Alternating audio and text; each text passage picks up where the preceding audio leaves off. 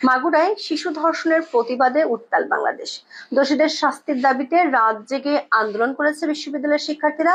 উঠেছে ডক্টর ইউনূসের স্বরাষ্ট্র উপদেষ্টার পদত্যাগের দাবিও। এই পরিস্থিতিতে ড্যামেজ কন্ট্রোলে নামলেন ডক্টর ইউনূসের আরেক সৈনিক, অন্তর্বর্তী সরকারের আইন, বিচার ও সংসদ বিষয়ক উপদেষ্টা ডক্টর আসিফ নজরুল। আমাদের বিশ্লেষণ হলো, সংবাদ সম্মেলনে বসে ডক্টর আসিফ নজরুল নিজেই আইনের গুরুতর লঙ্ঘন করেছেন। আবার ব্যাপক চাপের মধ্যে থাকা সরকারের পক্ষ থেকে জনতুষ্টির যে পরিকল্পনা তিনি হাজির করেছেন তা ধসিয়ে দেবে বিচার ব্যবস্থাকে। তাতে বিচারের নামে তৈরি হবে প্রহসন।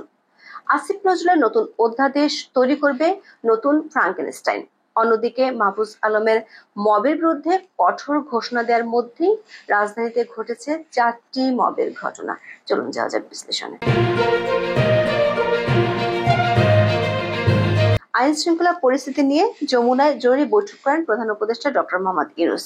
এরপর আলোচনার সিদ্ধান্ত জানাতে আইন মন্ত্রণালয়ে সংবাদ সম্মেলন করেন আইন উপদেষ্টা আসিফ নজরুল, স্বরাষ্ট্র উপদেষ্টা জাহাঙ্গীর আলম চৌধুরী এবং তথ্য উপদেষ্টা মাহফুজ আলম। দর্শক, সংবাদ সম্মেলনে বক্তব্যের শুরুতেই আইনের ভয়ঙ্কর লঙ্ঘন করেছেন আইন উপদেষ্টা আসিফ নজরুল।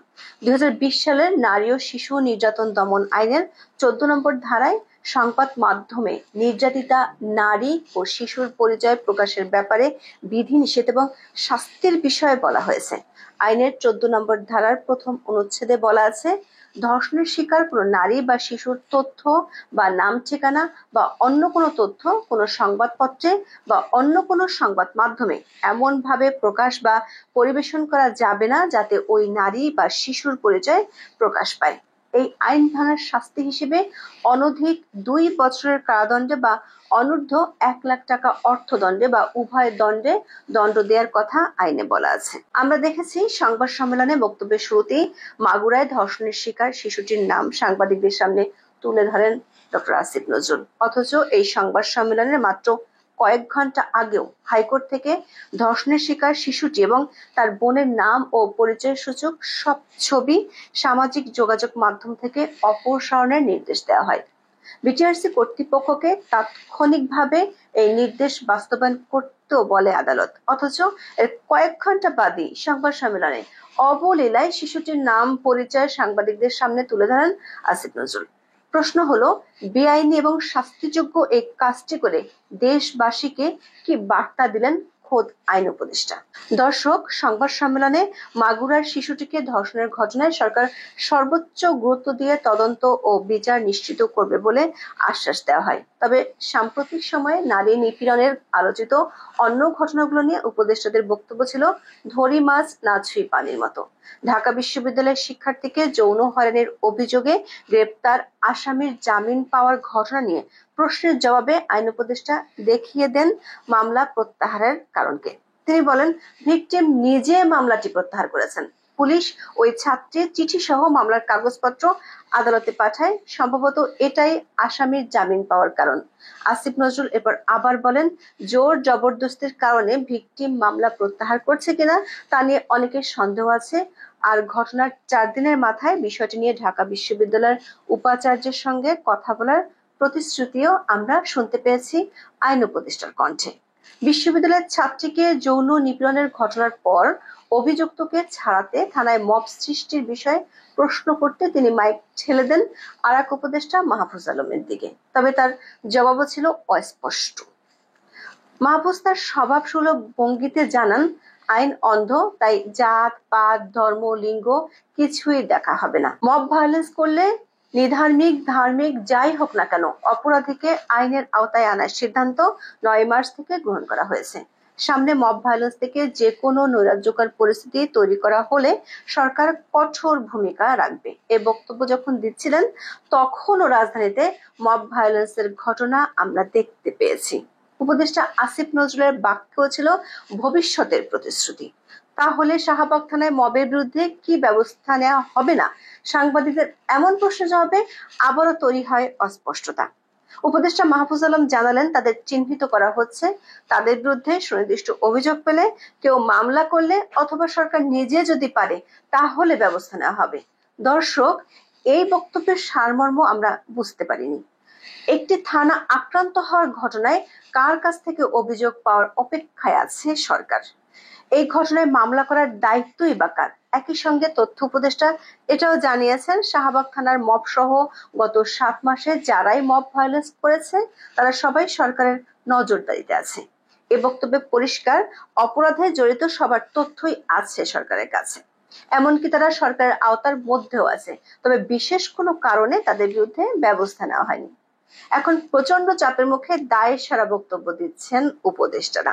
7 মাসের এইসব ঘটনার মধ্যে 5 ফেব্রুয়ারি বঙ্গবন্ধুর ধানমন্ডির 32 নম্বরের বাড়ি ও সারা দেশে 35 জেলায় আওয়ামী লীগের নেতাদের বাড়িতে অগ্নিসংযোগ ভাঙচুরের ঘটনায় এখনো কোনো মামলা হয়নি, এমনকি পুলিশ বা রাষ্ট্র কোনো আইনি ব্যবস্থা গ্রহণের কোনো উদ্যোগ নেয়নি।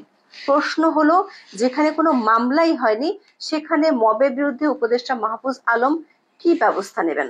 দর্শক, সংবাদ সম্মেলনে আসিফ নজরুল যে বক্তব্য দিয়েছেন তাতে দেশে নতুন ফ্রাঙ্কেনস্টাইন জন্ম নেওয়ার ইঙ্গিত আমরা পেয়েছি। আইন উপদেষ্টা দ্রুততম সময়ের মধ্যে নারী ও শিশু নির্যাতন দমন আইন সংশোধনের কথা জানিয়েছেন। তার ভাষায়, এর মাধ্যমে নারী ও শিশু নির্যাতনের মামলার বিচারের গতি আসবে, নিশ্চিত হবে অপরাধীর শাস্তি। তবে যেসব সংশোধনীর পরিকল্পনার কথা তিনি জানিয়েছেন তা বিচারকে পরিণত করতে পারে প্রহসন ও হয়রানিতে। তিনি এমন কিছু উদ্যোগ নিচ্ছেন যার ফলে স্বাভাবিক ও ত্রুটিমুক্ত বিচারের পথই বন্ধ হওয়ার আশঙ্কা তৈরি হয়েছে। আবার তিনি এমন অনেক তথ্য দিয়েছেন যা বর্তমান আইনে সেভাবে নেই। আমাদের বিশ্লেষণ হলো, বর্তমান আইনটি নিয়ে সংবাদ সম্মেলনে বিভ্রান্তকর অসংখ্য তথ্য দিয়েছেন আইন উপদেষ্টা। যেমন সংবাদ সম্মেলনে তিনি পরিষ্কার করেছেন, নারীর প্রতি সহিংসতার মামলার তদন্ত কর্মকর্তা 30 দিনের মধ্যে তদন্ত শেষ না করতে পারলে তাকে পরিবর্তন করে অন্য কর্মকর্তা নিয়োগের বিধান রয়েছে বর্তমান আইনে। এভাবে বারবার কর্মকর্তা পরিবর্তনের ফলে তদন্ত শেষ করতে দীর্ঘ সময় লেগে যায়। অন্তর্বর্তী সরকার এটি সংশোধন করে 15 দিনের মধ্যে তদন্তের সীমা নির্ধারণ করে দিবে এবং তদন্ত কর্মকর্তা পরিবর্তনের বিধান আর থাকবে না। দর্শক, 2020 সালের নারী ও শিশু নির্যাতন দমন আইন পর্যালোচনা করে আমরা দেখেছি এই বিষয়টি নিয়ে আইন উপদেষ্টা একগুচ্ছ অসত্য ও বিভ্রান্তকর তথ্য হাজির করেছেন। বর্তমান আইনে নারী ও শিশু নির্যাতন মামলার তদন্ত 30 দিনের মধ্যে শেষ করার বিধানটি যেভাবে তিনি দিয়েছেন তা সঠিক নয়। প্রথমত, নিয়োজিত তদন্ত কর্মকর্তার জন্য 2টি নির্দেশনা আছে বর্তমান আইনে। আসামি হাতে নাতে ধরা পড়লে তদন্ত শেষ করতে হয় 15 কার্যদিবসের মধ্যে, আর অন্য ক্ষেত্রে তদন্তের সময়সীমা 60 কার্যদিবস। আবার আইনের সর্বোচ্চ 3 বার তদন্তের সময় বাড়ানোর এখতিয়ার রয়েছে পুলিশের কাছে। এরপর সিদ্ধান্ত দেওয়ার এখতিয়ার আদালতের, এমনকি তদন্তে ব্যর্থতার দায়ে আদালত তদন্ত কর্মকর্তাকে শাস্তিও দিতে পারে। দর্শক, এই সংক্রান্ত বিধান আছে আইনের 18 ধারায়। 18 ধারার 1 অনুচ্ছেদে বলা হয়েছে, অভিযুক্ত ব্যক্তি অপরাধ সংগঠনের সময় হাতে নাতে ধরা পড়লে ওই তারিখ হতে পরবর্তী 15 কার্যদিবসের মধ্যে তদন্ত শেষ করতে হবে। 18 খ অনুচ্ছেদে বলা আছে, অভিযুক্ত ব্যক্তি অপরাধ সংগঠনের সময় হাতে নাতে ধরা না পড়লে ঘটনার তদন্তের আদেশ পাওয়ার তারিখ হতে পরবর্তী 60 কার্যদিবসের মধ্যে শেষ করতে হবে। আইনে বলা হয়েছে, প্রথম সময়সীমার মধ্যে অনুসন্ধান শেষ করা না গেলে তদন্ত কর্মকর্তা তার কারণ জানিয়ে অতিরিক্ত 30 কার্যদিবসের মধ্যে কাজটি করবেন। এরপর তিনি ব্যর্থ হলে ঊর্ধ্বতন কর্তৃপক্ষ অথবা আদালত তাকে পরিবর্তন করে নতুন কর্মকর্তা নিয়োগ দিতে পারবে। তবে সেই কর্মকর্তার জন্য আছে 2 ধরনের সময়সীমা। আসামি হাতে নাতে ধরা পড়লে আদালত যখন থেকে তদন্তের নির্দেশ দিবে তার 7 কার্যদিবসের মধ্যে এবং অন্য ক্ষেত্রে 30 কার্যদিবসের মধ্যে তদন্ত শেষ করতে হবে। আমাদের পর্যবেক্ষণ হলো, 18 ধারার এই শেষ দিকের অংশের 30 কার্যদিবস কি বিভ্রান্তিকর ভাবে উপস্থাপন করেছেন আইন উপদেষ্টা। এমনকি আইনে বিভাগীয় ভাবে মাত্র একবার তদন্ত কর্মকর্তা পরিবর্তনের সুযোগ দেওয়া হয়েছে। এর পরের সিদ্ধান্ত দেওয়ার মূল এখতিয়ার আদালতের, সে বিষয়টিও আসেনি আইন উপদেষ্টার বক্তব্যে। দর্শক, তিনি বলেছেন, মাগুরার শিশুটিকে ধর্ষণের অভিযোগে আসামিরা হাতে নাতে আটক হওয়ার কারণে আইন সংশোধনের পর 15 দিনের মধ্যে তদন্ত শেষ করা সম্ভব হবে। অথচ বর্তমান আইনে এ ধরনের তদন্ত শেষ করার কথা 7 কার্যদিবসের মধ্যে।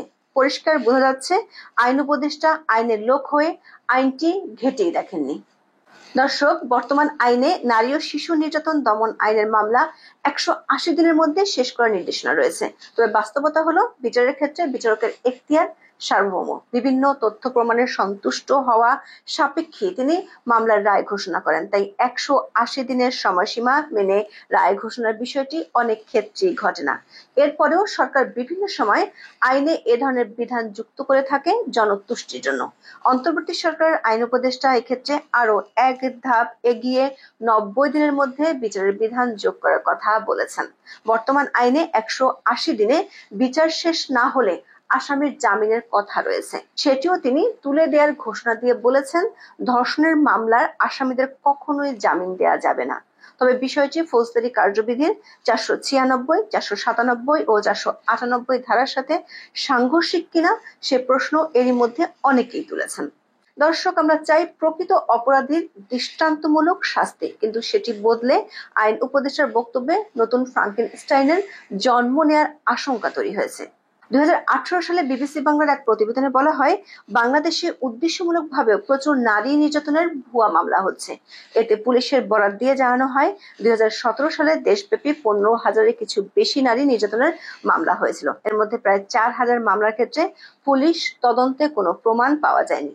পাশের স্লাইডগুলোতে আমরা কিছু ভুয়া ধর্ষণের মামলার চিত্র তুলে ধরেছি। এমনও দেখা গেছে, ঘটনা মিটমাট হওয়ার পরে মামলা তুলে নেওয়া হয়। দেখা গেছে প্রচুর মামলা রয়েছে যাতে পরিবারের একজন দোষী হলেও পুরো পরিবারকে জড়ানো হয়েছে। বিদ্যমান আইনে এ ধরনের মামলার বিচার 180 দিনে শেষ না হলে আসামির জামিন পাওয়ার সুযোগ রাখা হয়েছে। তবে আসিফ নজরুল যে আইন করে জনতুষ্টি অর্জন করতে চাইছেন, সেখানে মামলার বিচার অনন্তকাল চললেও বিচারিক আদালতে চাওয়া যাবে না জামিন। এমনকি ভুয়া অভিযোগে গ্রেপ্তার হলেও বছরের পর বছর থাকতে হবে কারাগারে। একরাশ বিভ্রান্তি ও আইনের মনগড়া উপস্থাপন আমরা দেখেছি পুরো সংবাদ সম্মেলনে। আইন উপদেষ্টা এক পর্যায়ে বলেছেন, তিনি দেশের জনগণের কাছে ক্ষমা প্রার্থী, কারণ তাদের অনেক ব্যর্থতা আছে। অবশ্য স্বরাষ্ট্র উপদেষ্টা বরাবরের মতোই জিরো টলারেন্সের কথা বলেছেন, যেমনটা শয়তান খোঁজা কর্মসূচির আগে বলেছিলেন।